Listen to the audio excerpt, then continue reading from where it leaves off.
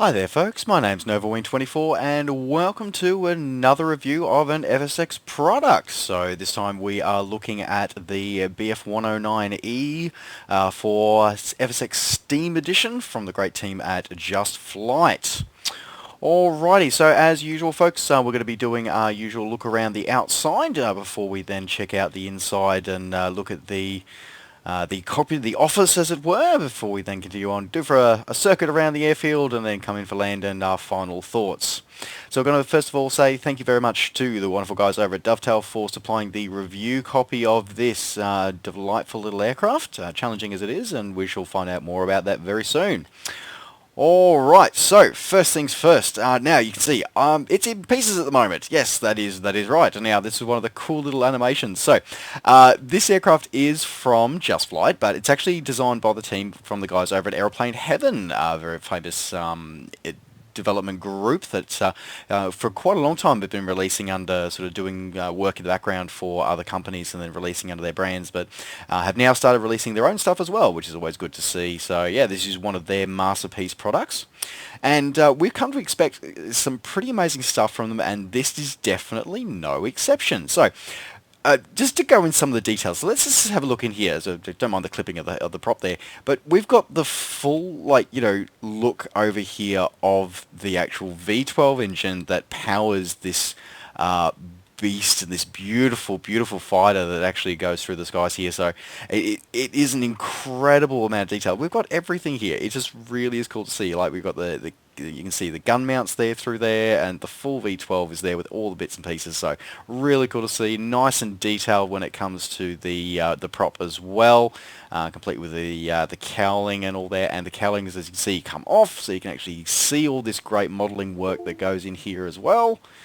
I'll just go past and see the cowling here. There we go.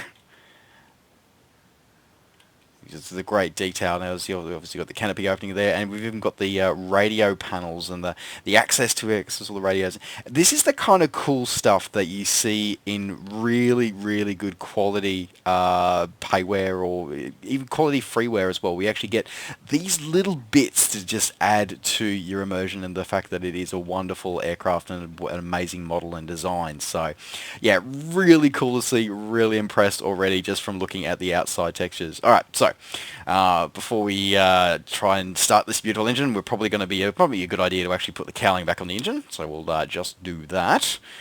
Okay, so we'll close the radio door there, and we'll close the cowling. There we go. Okay, not the most realistic way to put it back on, but hey, it still looks cool. It's great to see. By the way, folks, the colour scheme that we're flying in this one is, there's about 14 colour schemes available in this add-on. The one we're flying here is, it's got a bit of personal significance for me. So this is one it was operating in Libya during the 1940s, during the Second World War. Flown by the Luftwaffe in support of the Africa Corps operations. Now, the reason why it has a bit of a personal significance to me is that this aircraft was modelled, this colour scheme was modelled by Matchbox's BF109E, and I built this. Is one of the first models I ever built as a kid, as a plastic construction kit. So, yeah, I saw this colour scheme and went, yeah, like you've got the great ones in there. You've got Adolf Galland's personal steeds in there, a couple from the Eastern Front, quite a few from the Battle of Britain. There's one from the Spanish Civil War as well. But you know what? This one, I saw this one and went, yeah, no, I'm getting this one. I am going to be flying around in this one. Alright, okay, enough of me waffling on that. Let's go inside the cockpit. Here we go. Alright, okay. Here we are, inside the office. So, as you can see, we've got a really detailed cockpit here, looking absolutely amazing. We'll just sort of go down and have a look at some of the gauges here. So definitely got the nice, really good quality detail that's very frame friendly. Nothing is really going to blow your frames out or anything like that.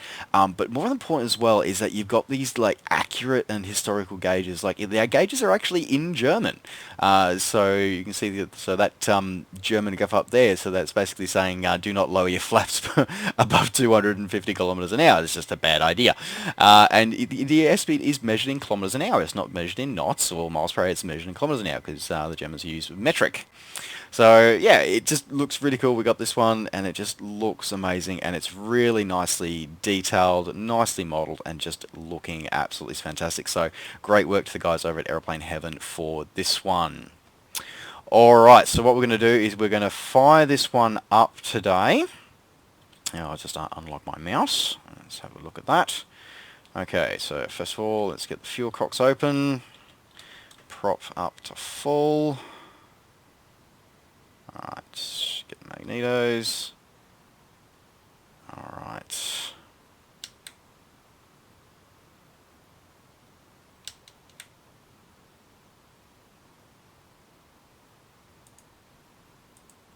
Number one. Ah, I didn't turn my battery off. Awkward. Don't mind me, folks.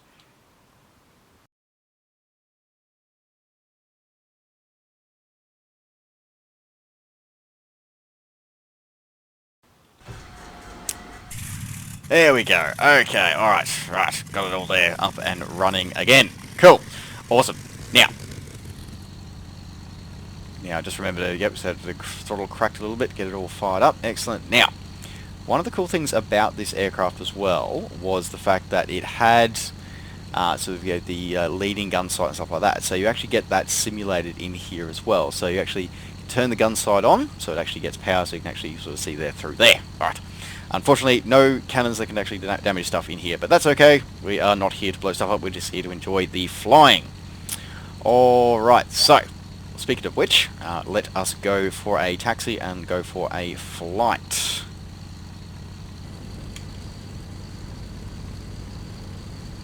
Alright. I was going to taxi out here. So the BF109 was one of the most produced fighters of the Second World War in its various models. The E or the Emile model was very infamous. First got its had its teeth bloodied during the Spanish Civil War with Condor Legion, a group of German fighters fighting on the side of the Nationals during the Spanish Civil War, and were able to practice a lot of the tactics that would become standard tactics for air combat to this day, in fact. So there you go. So it's looking absolutely cool. One of the interesting things about this, 5% of all write-offs of the ME109, of the BF109, so they didn't get the ME designation until later models. It was the BF109 to start with. So yeah, there was actually the ground handling. Because the aircraft has a very, very narrow wheelbase, and you can see as I took that corner a little bit too hard there, you can actually saw the wings rocking quite significantly, because yeah, it will do that. It will come back and it will bite you if you're not really, really careful when it comes to handling her on the ground. Alright, so as we line up for our departure here, now there's one thing that I did sort of forget that I do want to just show you guys. Which is a cool, neat little add-on, I find. Cool, neat little add-on. So, there's this thing here. So, the guys put in a little loadout button. So, you've got your normal sort of map, kneeboard, blah, blah, blah, but you've got this little loadout button. So, you can actually select different loadouts for this aircraft. So, you can actually have it so we'll just have a look at this one. Alright. We'll just have a look here. So, you can see under there, so we've now equipped ourselves with a 500 kilogram bomb. Cool. Alright, let's jump inside. Let's change to the next one. So this is the one that was probably more commonly seen with underneath the bellies of BF109s, which was the single drop tank, especially during the Battle of Britain when they needed to be operated. That's what they needed to be able to get there and have any kind of combat time over British airspace. And we've got this next one, which gives us a small bomb rack under there of 4 smaller 100 kilogram bombs. Alright, and then of course last but not least we've got the clean configuration there as well. There we are. Now I'm going to go, because I quite like having the drop tank there, so I'm going to put the drop tank on there. We're going to hide that loadout manager away. There it is, all ready to go. Okay, alright, well, I think that's enough of me probably gas bagging for now. Let's put some flaps down. Alright, we got the slats are automatically deployed as well. Alright, now make sure you remember that you've, a big tip with this one, do not have your parking brake on when you're running up the engine, as it is one of the things, it has a tendency to nose over when you try and do that. So it's a big powerful V12 at the front of this, and a very lightweight airframe. As you said, we've got the problem with the nose handling. Now, you will get a lot of torque coming through, which is very realistic as well, which is good to see. Compensating not quite enough. Alright, and here we are in the air. Alright, let's bring that gear up. There we go. Now how does that look? That looks absolutely amazing. I'm really, really enjoying this. And there's just something about the sound of that Daimler V12 engine there really is, which is just absolutely special. And it just looks, I don't know, the 109 has always just looked the part. It's always looked mean. It's always looked incredible as a fighter. It's like it belongs, and it's just absolutely amazing. Cool little feature as well. You probably noticed that the antenna wire there is actually flapping in the airspeed, so it is actually, you know, responsive to the aircraft while it's flying, which is really, really cool, and a neat little thing that the guys over at Aeroplane Heaven put in, and it's really cool to see. As I said, it's the little things that developers put in that actually give us our sort of immersion into our flight simulation experience. So the texture quality is amazing. The flight characteristics are pretty damn awesome as well. Also as well, we've got a cool, neat little sort of Easter egg as well. Now, as I said before, you can't blow things up in this, and you can equip it with the bombs, you can't drop them, but you can do this. So you can virtually shoot things as well, complete with the shell casings dropping as well. So, you know what, that is just plain freaking cool. Like, really well done, guys. I'm really impressed. I do like that. It just looks cool. Yeah. Possibly slight problem when you're trying to do it in the cockpit when you've got the whole, so you see the shell casings coming through the cockpit. But yeah, we'll ignore that part. So, slight downside of doing that one. But otherwise, it does look really cool. Look, this fighter was very influential. It served primarily, obviously, with the Luftwaffe, but was also in operation with the Russians. They actually received several of these aircraft for their own use as part of the Soviet German treaties leading up to during the 30s and 1940.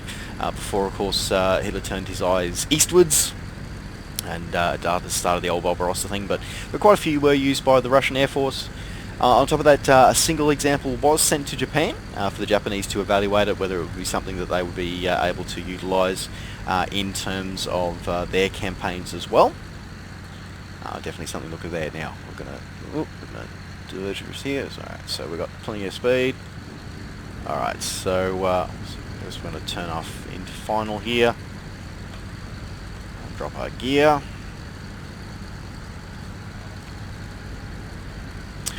Alright. But yeah, it was a very influential fighter.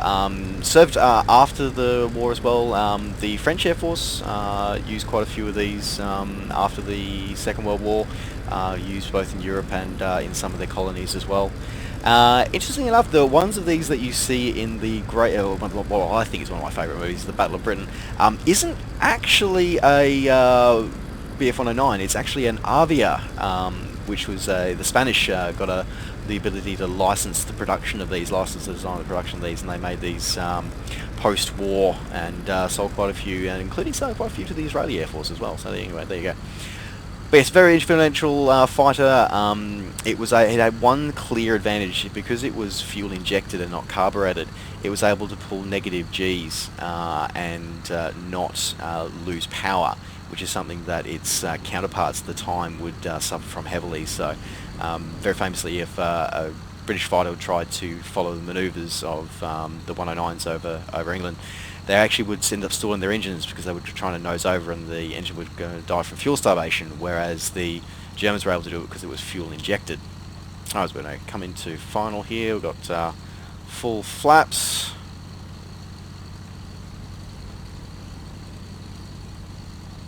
like many tail draggers, we've got to make sure that we've let it naturally settle on its tail wheel before we try and put the brakes on.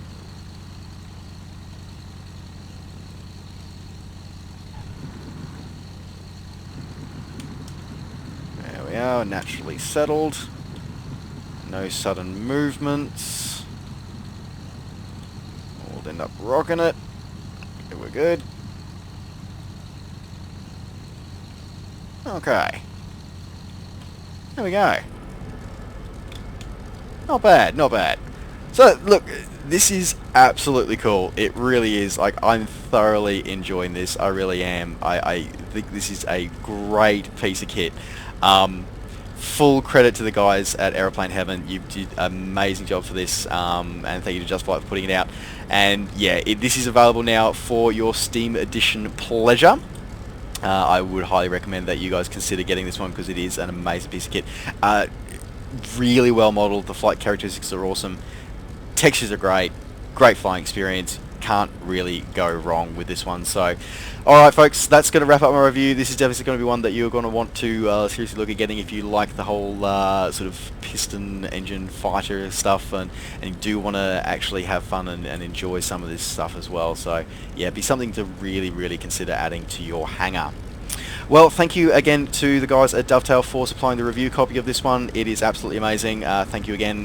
Don't forget to like and subscribe to the videos and to the channel here if you are enjoying these videos and want to see more. And as always, don't forget if you do want to keep up with all the things that I'm up to between videos, you can always find me on Facebook and on Twitter. Just search NovaWing24. Alright folks, thanks very much for watching. Take care, safe skies to all, and we'll see you next time. Bye for now.